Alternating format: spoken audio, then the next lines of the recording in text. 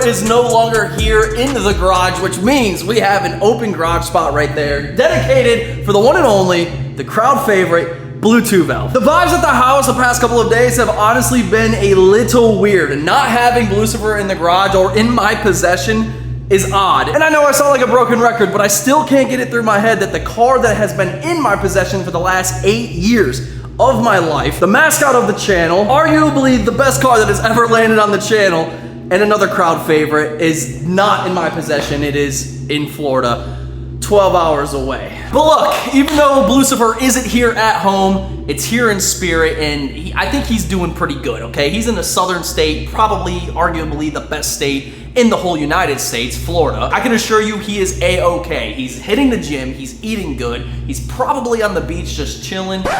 Cinder block walls on all four, no lights.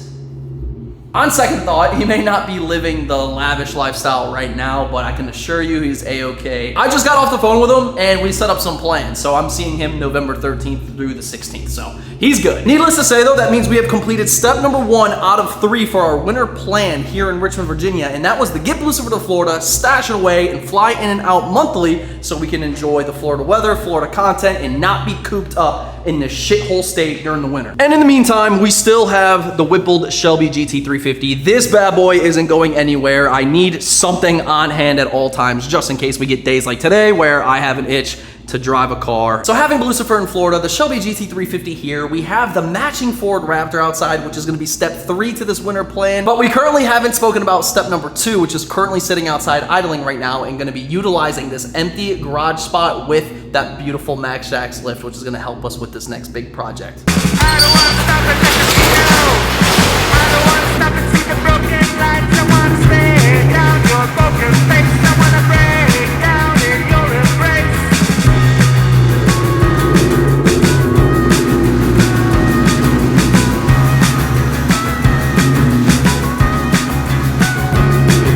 And I don't want to go to an Alito. I don't want to be your friend or foe. I want to break down the walls of heart. I want to... Sorry to interrupt today's video, guys, but I want to take a quick second and show off a product that our friends over at Wolfbox sent out. Mega Flow 200 Turbofan. Let's go ahead, open her up, and see what it's about. I've been wanting one of these things for a while now because when it comes to washing the Mustangs, the Raptor, all of that water that gets trapped in the seams, in the mirrors, in the quarter windows is a complete pain in the tail when it comes to drying it. So this Wolfbox Mega Flow 200 is gonna come in clutch to get that water out, and then we can use our tough towel to finish up the job. But there we go, guys. A little look inside of the box itself. We have the turbofan here. We have 3 different attachment tips, 4 counting the one that's already on there, and then up top here in this little storage area, you got your charging cable, storage bag, hard brush, and a soft brush. Here's the turbofan itself, and the one thing I did notice is just how nice of a build quality it is, especially with these nice little rubber grips on each side, giving it a nice clean feel in your hand. I have some water here. Let's go ahead and demonstrate just how good the turbofan is gonna be getting those nooks and crannies that are absolutely so annoying when washing your Mustangs in particular.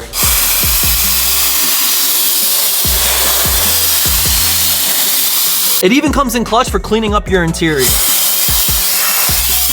Or even your camera lens if it's dusty. What's also really nice is it has 3 different fan speeds for different scenarios. And even a removable battery, so you get double the amount of usage. Something so simple but super effective. So if any of y'all are interested in checking out the Mega Flow 200, you can head to the link in the description. Thank you so much, Wolfbox, for sending out this product. Guys, go get yours. Now that Blue 2 valve's inside of the garage, there's actually a couple things that we need to talk about. One of them being what exactly we plan on doing with this car, because let's face it, it needs a lot of work. As much as I wish that this was prime 2016, 2017, 2018 Blue 2 valve, the reality is it's not. The years have come and passed. The car has sat outside. It's exchanged owners over the years, me being like 2 or 3 of them technically. Ever since that day, I let it go, I believe in 2018, to buy Bluecifer, ironically. That first owner, I don't really know if he took care of the car because he didn't keep it long, but the second guy that took ownership of it, the one I bought it back from, you could actually go back and take a look at that video from the first time I bought it back. I was super stoked. We were gassed on it. It was Jake, Brandon, and myself. We drove to Pennsylvania, I believe is where it was, And when I pulled up to the car, I remember taking a glance at it and I was like, oh my gosh, this thing looks like shit. One of the things I remember is the front bumper was completely like hanging. The front lip was hanging. The car was just in really rough shape. And mind you, when I sold it, I got top dollar for this vehicle back in the day. I think I sold it for like $13,700, and it was bagged, it was boosted, it was a really clean car because it was my only car. Therefore, all my time and effort went into this thing. Now, fast forwarding many years and many different cars that have come and gone on the channel, and then which led to buying this back for a second time, and it's not a third time. I know a lot of people like to say, oh, you bought it back for a third time. No, so I've only bought it back for the second time. Buying it back a second time was definitely a better experience because the gentleman that owned it, he actually took care of it. He paint corrected it, he had it really nice, it drove great, and ultimately for it being in 1999, it looked pretty damn good, and I was actually really stoked in that video. So if you want to go back in time a little bit, hit the time capsule, go check out that video, and you can see what a big difference from the first video of buying it back. Now, this is the part of the video where I own up and confess to my wrongdoings when it comes to Bluetooth valve, because when I bought it back the second time, I was fully into it for the first month or two, like the same old cycle. I have this car, I have that car, and then this kind of gets put on the back burner because I have had this car, I have driven this car, I have put time and money into this car since I was a junior in high school, and I am class of 2014. So you can do the math on that. This thing isn't new to me, and yeah, that's kind of why it gets put on the back burner. When I came up with the idea to pursue those 3 different steps, one being the Ford Raptor, having Lucifer in Florida, and a garage project to knock out during the cold winter months, that's when I decided to look over the car while it just got done baking out in the summer heat. Literally all summer. I don't even think it came in this garage once. And that is when I realized that this isn't the nice Bluetooth valve that I once owned. It's not the nice Bluetooth valve that drove amazing, that looked great, that people loved to see. It was actually the quite opposite. This is a car that needs a lot of attention. It needs a lot of love. And it kind of sucks to see it in this condition because of my negligence. After inspecting the car, kind of making some mental notes as to where we were at with the car, what it needed, how exactly am I going to do this, that, and the other to get it where we need it to actually enjoy it to where I'm not embarrassed of driving it, but it's more of a thing I want to drive instead. And don't get me wrong, when it comes to the older Mustangs like a NewEdge, parts are relatively cheap. It's going to be nothing like my Shelby GT350 over there. So that is at least one good thing in our favor. But I will be honest, guys, it needs a lot of work. I feel like I should just show it to you in its current state. So let's go ahead and start from the front end of the car. You might not be able to notice it much through the camera. Believe it or not, the camera does a really good job of hiding imperfections. But these headlights are absolutely cooked. So we're going to need new headlights. The fog lights down low. These fog lights do not work. I even think our Cobra splitter down there is pretty scraped up, which my OCD isn't going to fly with that. So we're going to need a new one of those. Speaking about Cobra bumper, our fitment there, it could definitely be better. The fender badges, those things are cooked. The stock hood has got to go. It has just been too long, man. I know a lot of you are just wishing that I would put a freaking cowl hood on there, and I'm gonna let you in on a little secret. We got one, but you don't know that yet. Same thing for this fender. Badges are cooked. The Cobra mirrors, the paint, you can see. I mean, it's just all faded, man. The sun really did a number on the exterior of this car, and I mean a number, man. Like, we have pillars that are peeling. As you can see, we have cracks in the pillars. Not good. The roof wrap, that's going to be a fun little task to take off, let me tell you that. I'm not looking forward to that whatsoever. All in all, though, I will say the body itself isn't all that bad. It just needs a lot of little things, a lot of TLC, a lot of like just things redone, like the vinyl back there. And this is actually crazy. This vinyl you're looking at, no joke, I got done my junior year, so 2013, and I mean, it actually looks pretty good. Is it going to come off easy? That I don't know, and if I were to guess, it's going to be an absolute bitch, but we will cross that bridge when we get there. It's also going to need a new seal back there. That one's gone. We have a nice little dent right there. Don't know if you can see that, but that has to get taken care of. I may mention this in another video, but down here, is where your boy is going to experiment with bodywork for the first time, and obviously we're going to be using Bondo to get that rust bubble out, and it seems like it's creeping all the way up the quarter panel there, so that has to get taken care of because the final step of this like little refresh, we're going to be making sure this thing looks brand new paint wise. Now that's all I'm saying. You're going to have to stay tuned for the next episode to kind of get a grasp of exactly what we're doing, because the color, well, it is going to be changed slightly. I do have to go and address like this rocker situation. These things need to be straightened up and fixed. A perfect template to really, you know, dial in and get some of the crucial things fixed. And that rust spot is definitely one of those crucial things. It's starting to bubble. We got to take care of that. The Bright Atlantic Blue paint is officially cooked, and the only way to properly fix it, if I wanted to, you know, keep it Bright Atlantic Blue and keep it painted, is to get it repainted, which we're definitely not doing. This is a budget build. I am not going to be throwing $7,000 or $8,000 at this car to get it repainted because, well, it's supposed to be relatable. And I know a lot of you guys don't like this car because it's not relatable, but guess what? We're going to be doing things the relatable and cheap way, budget way, the whole shebang. So that means we have to find an alternative, which we may just have inside already. Your boy and Jordan put the work in 2017, and I mean, this thing is still flawless. The interior, thankfully, does not have to be touched whatsoever. We have the rear seat delete back there, still looking good.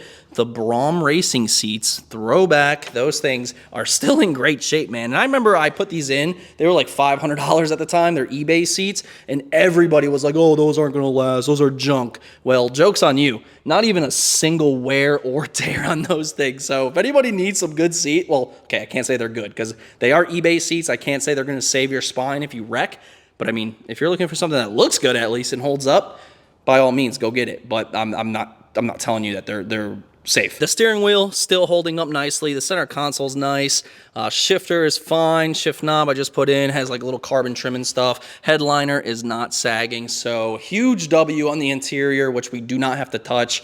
And that just makes my life a little bit easier. That's gonna go ahead and leave us with one last compartment of this vehicle, and that is gonna be the engine bay, which is pretty ugly.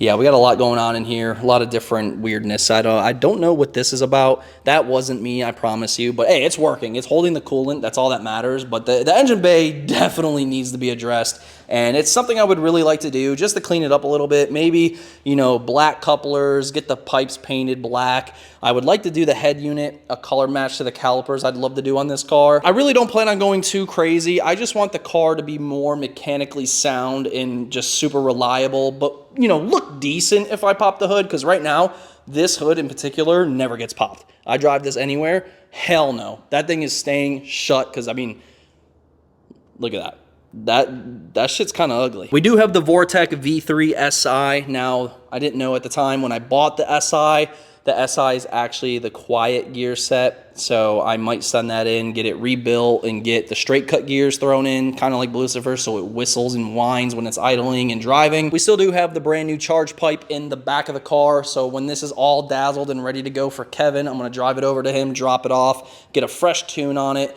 And I mean, my goal really is just to make 400 wheel. The last time we did tune it, it made 435. So if it makes 400 super, super safe, then I am happy because, I mean, we got this thing if we really want to play around, but this is just going to be simply a fun little street car. This thing should definitely keep me busy because, like I said, 4 months. We pre-booked our spot in Florida for Lucifer to be away for 4 months exactly. Now, depending on how it goes and how much I like it, there is a possibility we extend Lucifer's, you know, rent out until whoever knows how long, because I mean, Ramina's parents, my in-laws, live in Florida. I have my brother that lives in Florida. I love Florida. So being able to fly there and having my beautiful S197 just waiting for me, all cleaned up and stuff, and Ramina and I can just kind of bounce without renting a car or relying on somebody else's daily, that is a pretty nice feeling, because at the end of the day, how many cars do you actually need in one location? Trying not to get too far ahead of myself with the Lucifer talk, but what I do know as of right now with Blue Valve, it is sitting in this bay for 4 straight months, which is going to carry us through the whole winter. So 4 months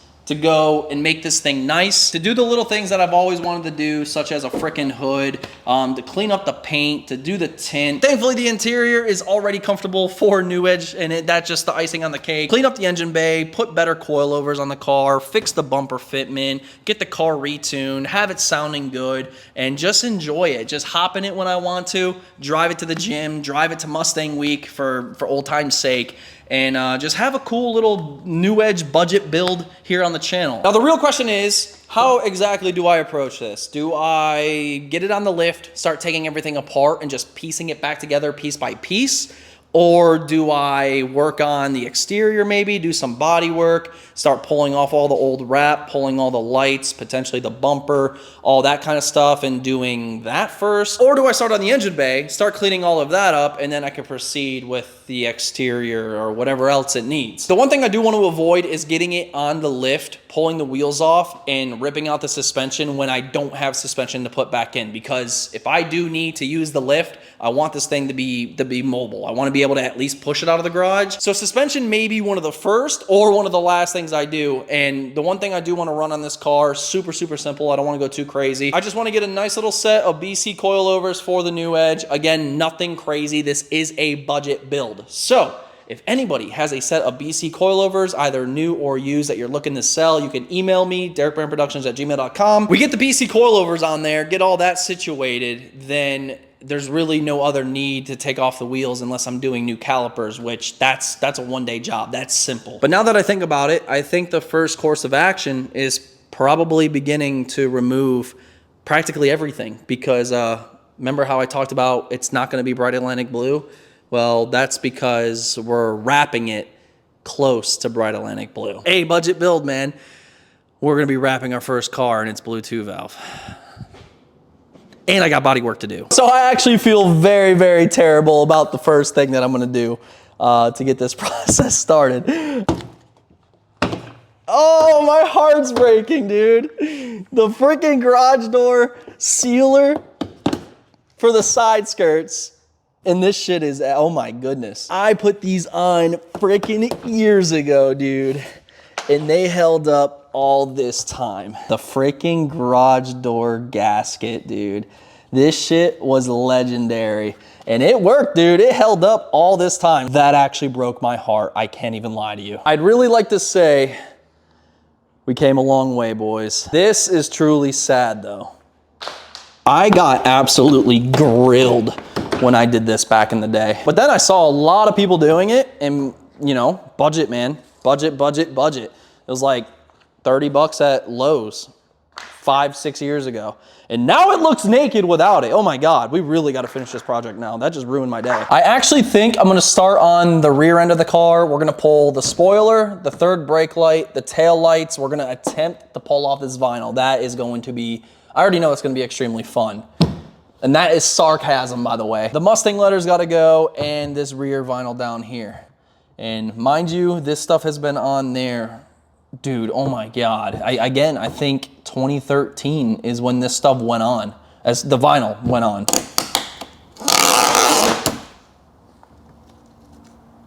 Oh my God, the paint looks so good underneath. Dude, holy shit. Well, we got one piece. Oh, dude, it pulled paint off. Let's see if this is gonna be a pain, or if she's gonna come right off.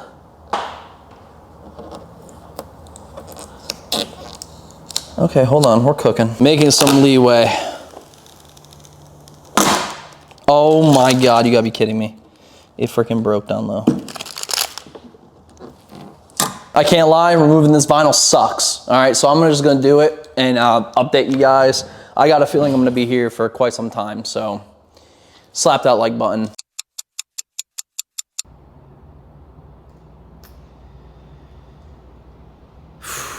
We're off to a rough start, boys. The freaking vinyl, dude, it's always the vinyl removal. Like, this is the second or third time I've done this in my life, and every single time I say, I'm never doing that again, I'm never doing that again. At this point, dude, what I'm looking at right now with my two very own eyeballs, I wish I just left the vinyl on the car. It is such a mess, it's so bad. It's so bad. And before I show you this, I just want to let y'all know that we're gonna correct the roof to get the wrap on the car, because I think I've already mentioned that in this video. We're wrapping the car. At this point, there's no going back. It is what it is. My recommendation to you all, do not use cheap vinyl and let the car bake out in the sun for 7-8 years, because getting that shit off is damn near impossible. I want to freaking puke, dude. I am going, oh my God, I'm going through it. It's an absolute mess in here. I think I've inhaled about 400 million microplastics. For some reason, the passenger side was coming off a little bit more clean. Like it was just kind of working, but look at this. Like, dude, it's not even vinyl at this point. It's just like hard plastic. It's cracking. And that's what I'm dealing with, trying to fucking peel this off! Look at that, I barely pulled it! I barely pulled it!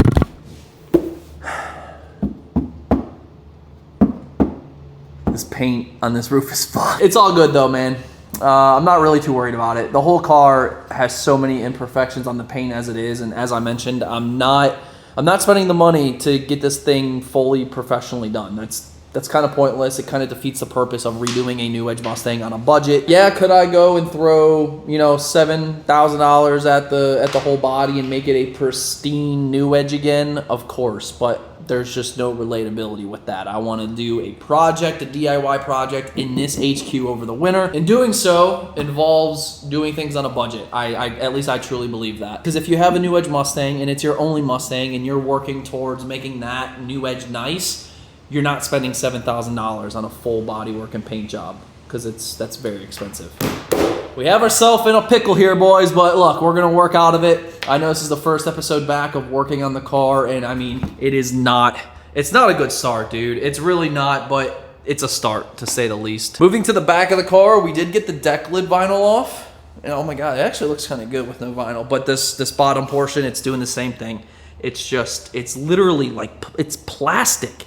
It's not even vinyl anymore, dude. It's just chipping.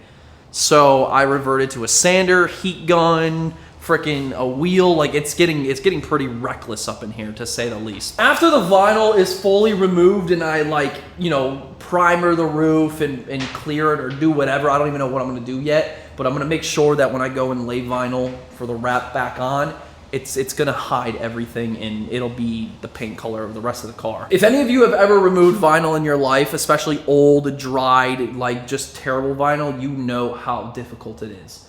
And I'm going through it again, man. This is giving me Lucifer flashbacks like no other. After that though, I mean, the rest of the car is just turning bolts and stuff. And it's nothing too crazy.